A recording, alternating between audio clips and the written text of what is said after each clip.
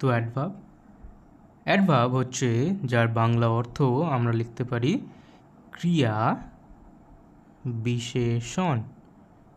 ক্রিয়া বিশেষণ কীভাবে বুঝবো ক্রিয়া বিশেষণ? যারা ভার্বের দোষ গুণ অবস্থা পরিমাণ সংখ্যা ইত্যাদি বুঝিয়ে থাকে। আমরা একটু আগেই বললাম যেখানে অ্যাডজেক্টিভ একই টাইপের কাজ করে, অর্থাৎ ওরা খালি নাউন এবং প্রোনাউনেরই কিন্তু দোষগুণ অবস্থা পরিমাণ সংখ্যা ইত্যাদি বুঝিয়ে থাকে। এখানে অ্যাডভার্ব সে খালি কিন্তু ভার্বের দোষগুণ অবস্থা সংখ্যা পরিমাণ বুঝিয়ে থাকে।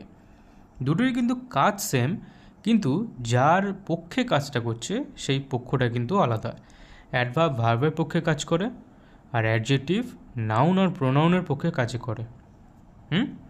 এবার আসি তোমাদের উদাহরণ দিয়ে একটা জিনিস বুঝিয়ে দিই যে অ্যাডভার্ব কী করে চিনবে। একটা সেন্টেন্স লিখি যে I am reading slowly, SLOWLY, slowly. I am reading slowly. দেখো আমরা বলেছি অ্যাডভার্ব ক্রিয়াপদের দোষগুণ অবস্থা পরিমাণ বোঝায়। তো এখানে ভার্ব কোনটা আছে? রিডটা হচ্ছে আমাদের এখানে ভার্ব আছে। ভার্ব অর্থাৎ ক্রিয়াপদটা কেমন করে হচ্ছে?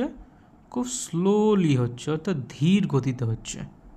অর্থাৎ অ্যাডভার্বের একটা দোষ বা গুণ যে হিসেবে ব্যাখ্যা করো, তাকে বুঝতে পারবো কিভাবে? যে পড়ার কাজটা হচ্ছে সেটা খুব ধীর গতিতে হচ্ছে, অর্থাৎ অ্যাডজেক্টিভ। আর একটা সহজ নিয়ম হচ্ছে বেশিরভাগ অ্যাডজেক্টিভই শেষ শব্দে LY যুক্ত থাকে। কি যুক্ত থাকে? LY যুক্ত থাকে। এই LY যুক্ত শব্দগুলোও কিন্তু সরাসরি আমরা চিনে নিতে পারি অ্যাডভার্ব হিসেবে। তো অ্যাডভার্ব চিনতে তোমাদের আসল কথা কোনো অসুবিধা হবে না। অ্যাডভার্ব খুবই সোজা জিনিস। তো যারা ভার্বের দোষগুণ অবস্থা পরিমাণ ইত্যাদি বুঝিয়ে থাকে তো তাকে আমরা বলি অ্যাডভার্ব বা ক্রিয়া বিশেষণ। বোঝা গেল?